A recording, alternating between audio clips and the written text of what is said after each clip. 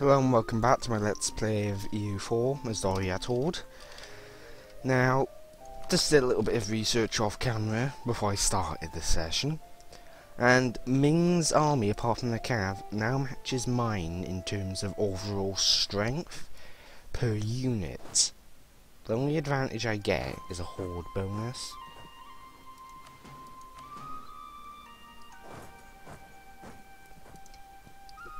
So I'm going to have to begin using superior numbers.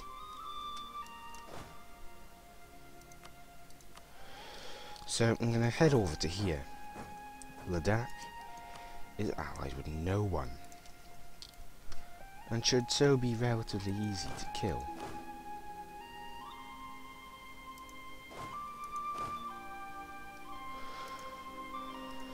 Nah, Arkand, I won't let you have access.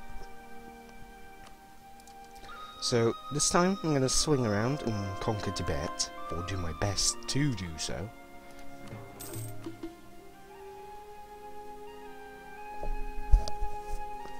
Now, the next place I'm going to convert shall be one of these areas, and this looks like it's going to be the one. If I can convert all of Mongolia, I should be quite comfortable with Tengri being one of the strong religions that has resurged. But either way, I'm gonna go down to here and take out Ladakh very quickly, and the moment I say I'm gonna kill Ladakh, they ally with Kham. Well then, Ladakh, that's a little bit of unfortunate. That's stuff you've just done. I'm afraid it's not gonna help though. Actually, it should help me, because I could instead declare war on Kham, who's only allied with Ladakh. Let's see, how much is Kham worth? Total is 77, Kham is 17. Yeah, it'd be best to call one of the two in, as co-belligerent, in case they do get more allies. New York and Separatists are the only threat here.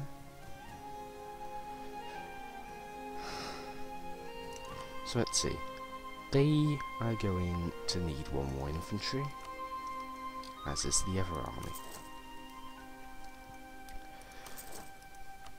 Also, as religion becomes a bit more unified over here,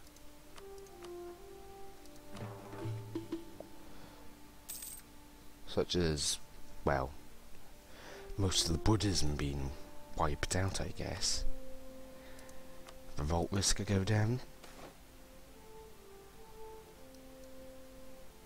And I'll take the massive amount of ducats right now.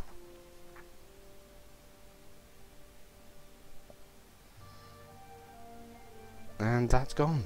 So the revolts are really not an issue.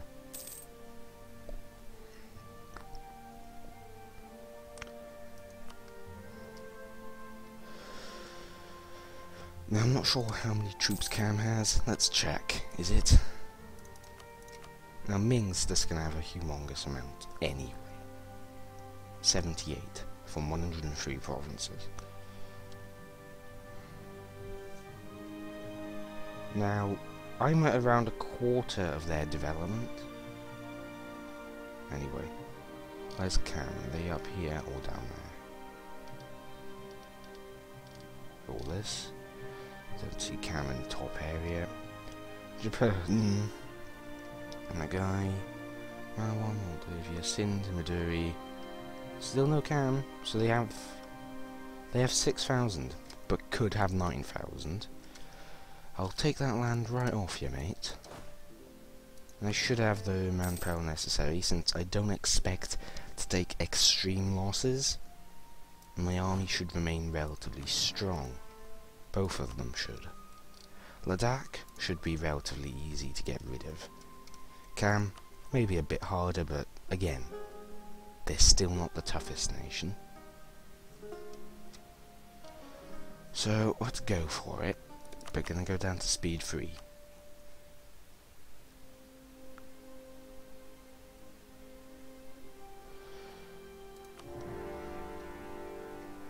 So it's gonna save, because I just declared a war. And, well, let's move in both areas. just a day has to pass here, and I can immediately go in. Now, I should give this army a leader, and I'll give it the Khan, who's a pretty decent leader. With that lovely bit of shock there, which is quite important for me. Now, conquering all of it is going to be, of course, the focus of this war. Getting the Ladakh out early on is most likely going to be a nice thing, because that will enable me to siege them from two sides, hopefully. Or even possibly declare war on Guj and begin a second war against them to get my army through.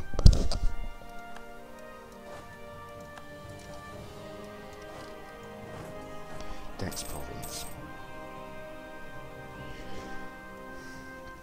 Quartermaster fell over and died.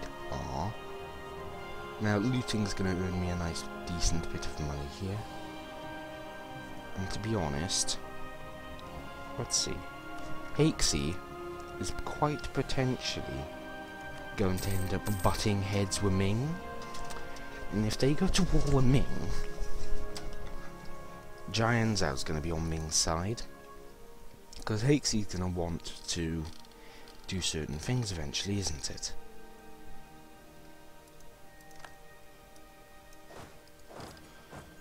Now let's go and attack them in their capital. Why are they not moving? I don't really know. Perhaps because they can't move anywhere without engaging you. But now that I'm moving to engage them, I would have expected them to go here, or somewhere else.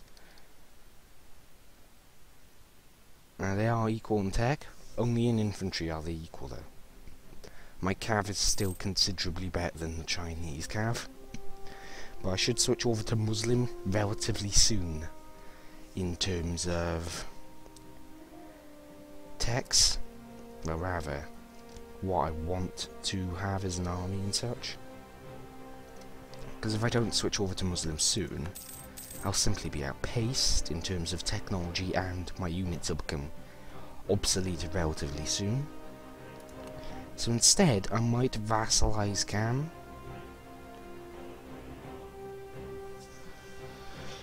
But there's no positive on that yet.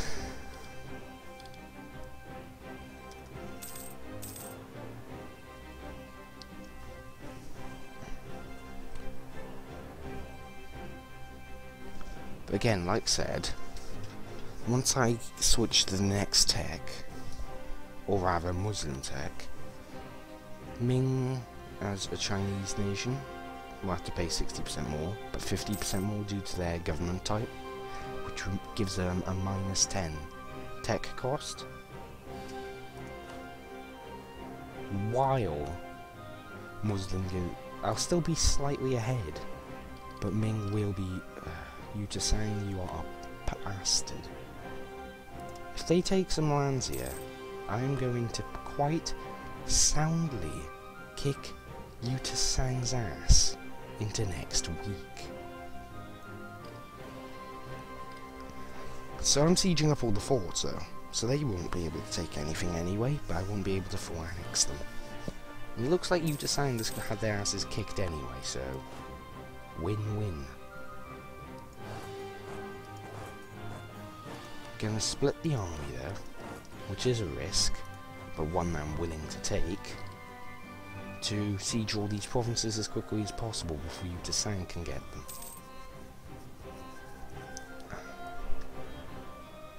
And Yutasang, I think, would need access to my territories to access said provinces. So Kham and Ladakh, they shouldn't be worth too much in terms of war score. Now you better not go down here. And I'm actually going to have to get him out of the game very quickly as well.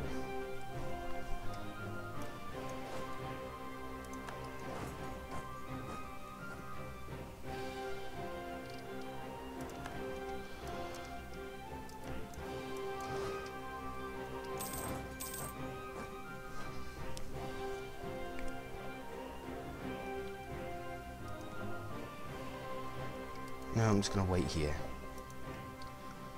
Now he's built up to 8,000, so I think the Dak has a bit of extra troops going in here. But I'm only planning on taking Ladakh itself, so Ladakh won't own Ladakh, which is quite funny.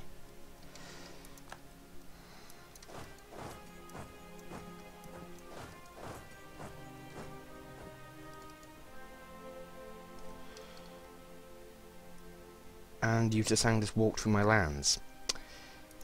What do you have cause on? That over there. And you're going to go over there and siege land that is rightfully mine. Yutasang has got to die. Because I am not taking that.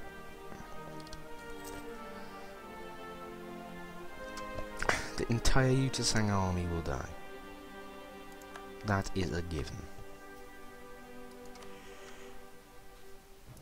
But I can't declare war with any without a casus belli. And perfect. Some heretics converted, or rather Ethians, isn't it? Next easiest province to convert, Exilian Gaul, which is there. That's Mongol.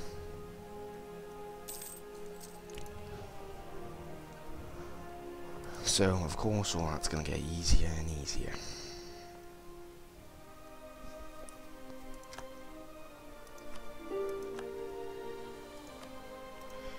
So, will you peace out for your capital? Lovely.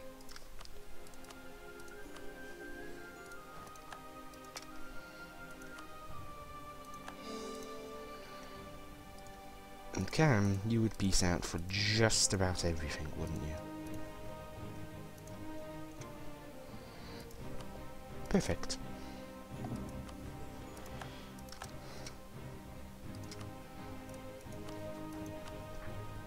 So, all this. Now that admin advisor is going to come and assist. You there? These two have got to unite up here. And they didn't kill Cam. Yutasang, you are going to suffer quite badly. Because that is sort of just being a bit of a pain in the ass, you know. I could have full annexed him, but Yutasang's like, nah, we'll siege up a province and then we won't even take it. Then again, he can't really siege it, can he? Then though he can't really core it, I meant to say, and it isn't already a core. So, you know, I'm just going to kick Yutasang into next week. A bit of punishment. And Guj itself is gonna die, because I'm gonna go and siege it with the Ladakh army. So you can see him a little bit. He's gonna get there on the same day I get there. Caught him.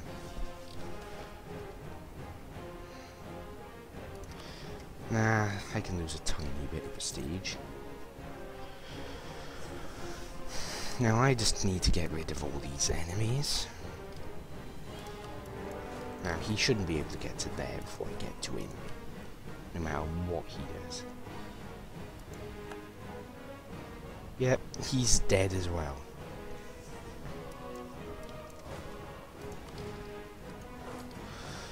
Let's go and finish you off there. He's got his monthly tick, but that shouldn't be enough. And their army are just outright squished.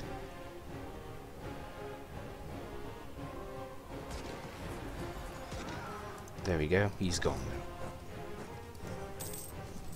now. Now, the Khan himself has no sieging abilities, so I can pull him out the siege.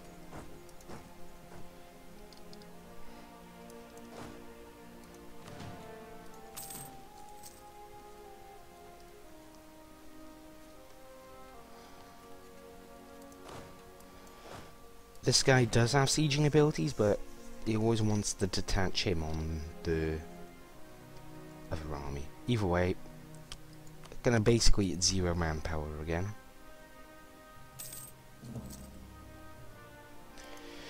I've discovered Mongyang. And is it a vassal of Ming? No, it is not. Is Ming trying to... He's only warning Haixi. He doesn't want Haixi going to war with anyone. And Haixi... Haixi basically can't war me without Ming joining.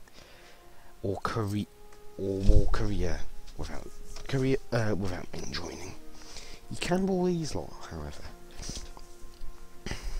Is Haixi still allied with them? Yep, they are.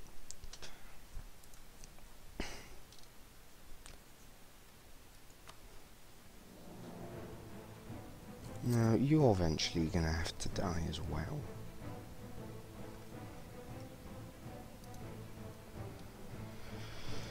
Assam is allied with Orissa, this big power in India. Both of them are Tech 5 though. But Assam, I only need to siege 2 provinces and effectively blockade 2 provinces with my armies. And then I can defend. But from there, Assam is going to be an annoyance. Let's see. Juampu is strong? Where is... Now I could have 31,000. I have one of the larger armies though still. Let's see. Orissa has 17,000. A lot. Assam has 10,000. They have 27,000 in between them. And I may be horde units, but I'm still not comfortable attacking with those odds.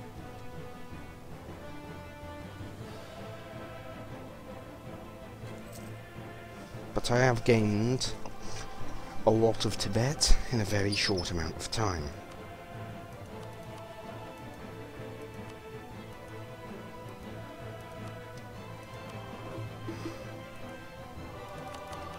I'm just sieging these areas down, isn't it? And that's going to be the rest of that war. These 2 wars. Yutasang's going to fall first. One question, how long till this truce is up? Are we actually able to attack Yarkand at some point in the future? And yeah, I got lucky with Guj, it seems.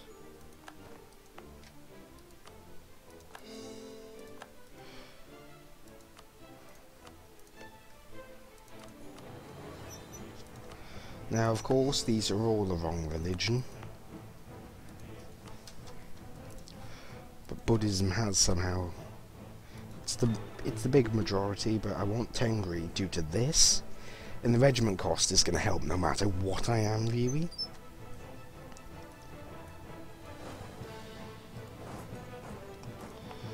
So, I'm not going to go to war with Assam as of yet. But then again, that could be a mistake, allowing Assam to strengthen itself. But I haven't got the manpower right now. And I should rise the autonomy in all these areas. And I guess I will then.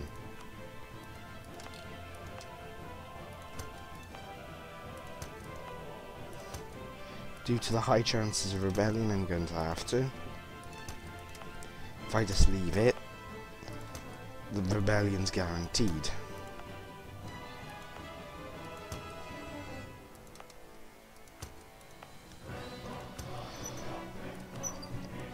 But once it's all called, it should begin to calm down. And I should definitely focus on getting a few administrative stuff done. Then we get into the first idea group. It's just painful waiting. And at this rate you have a 4% yearly death rate, but we've converted at least a few provinces that would have taken around twice as long at least.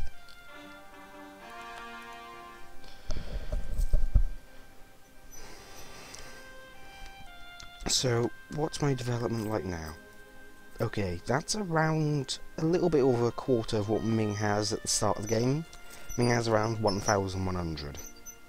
However, due to the AI loving to just like hyper-develop its provinces, I guess, they could potentially have more. A lot more. So I'm going to get my armies up there, but that's if a revolt down here doesn't happen.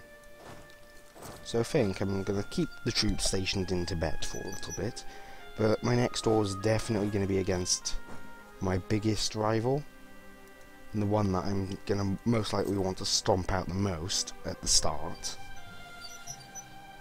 Which is, well, it's not hard to tell that it's a certain nation that's also hard up here, Haixi.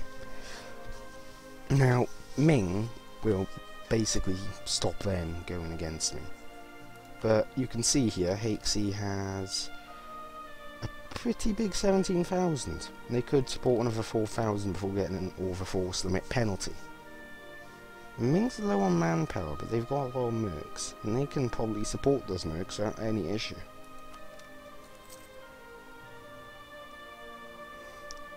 Now, I have 30,000 manpower cap, and, well, that's partially due to being a Khanate. Plus 50% manpower, plus 50% to the force limit, and looting speed's improved.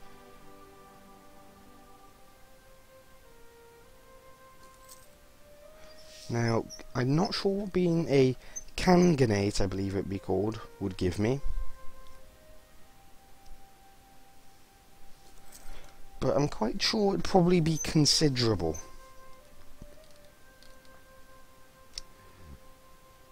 Now, I've already expanded to a great extent, really. Well, if I invade Uzbek and take them over, and then Nogai, Kazan, and the Golden Horde, all I would need to do to really resemble the Mongol Empire is stay over Ming, take over the entire Persian region, go up to around here, and take on Muscovy, really. That would leave me at basically a Mongol Empire level. But, end of the episode now. Been 20 plus minutes, really. We'll definitely end up going to war with Haixi at some point in the next 2 episodes. Hopefully we'll be able to grab all this land here, and possibly some land down here. Hopefully so I can, like, take out Zhan Zhao. And hopefully I can end up invading Korea and taking out all of Korea. Either way, I'll see you then, and see you next time.